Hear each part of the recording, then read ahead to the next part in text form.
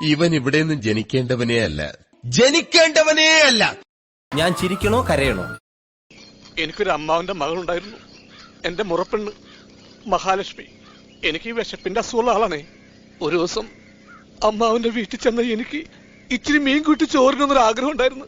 എന്റെ ആഗ്രഹം സാധിക്കാൻ വേണ്ടി മാർക്കറ്റിൽ മീൻ വാങ്ങാൻ പോയതാ മഹാലക്ഷ്മി ഒരു തവരിടിച്ച് മരിച്ച്. എന്നിട്ട് എന്ത് ചെയ്യാൻ, അമ്മാവന്റെ വീട്ടിൽ കുറച്ച് ഉണക്കമീനുണ്ടായിരുന്നു, അതുകൊണ്ട് ചോറിന് ഞാൻ അഡ്ജസ്റ്റ് ചെയ്തു.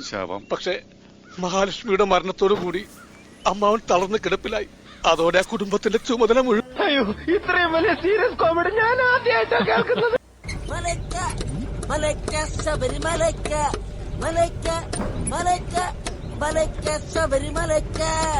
ഷാജിയേട്ടാ, ബാംഗ്ലൂർ സിറ്റിക്കാരെ നേരെ ബൈപ്പാസ് പിടിച്ചിട്ട് ഹൈദരാബാദ് റോഡ് പിടിച്ചോട്ടാ. ബോംബെ പോരാ തൽപ്പം. ഞാൻ പോട്ടാ. ഷാജിയേട്ടാ, ഇത് പണിയാവോ? എന്റെ അമ്മാച്ചന്റെ തേങ്ങ വീണപ്പോഴും ആദ്യം ഇതുപോലെ ആയിരുന്നു. കുറച്ചേരത്തേക്ക് ബോധം പോയി. പിന്നെ പുള്ളിയുടെ കാറ്റും പോയി. വാടംപള്ളിയിലെ മാനസിക രോഗി നീ വിചാരിക്കുന്ന പോലെ ശ്രീദേവിയല്ല.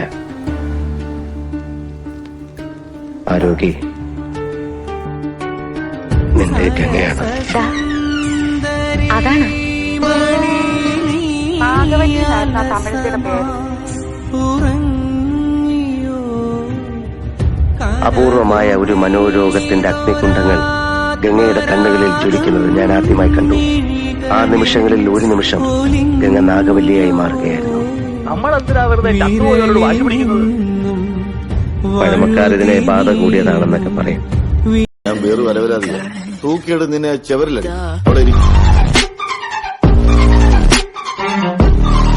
ഇത്രയും വലിയ ഗതികെട്ടവൻ ഈ ലോകത്ത് വേറെ ആരെങ്കിലും ഉണ്ടാവും എന്റെ കർത്താവേ.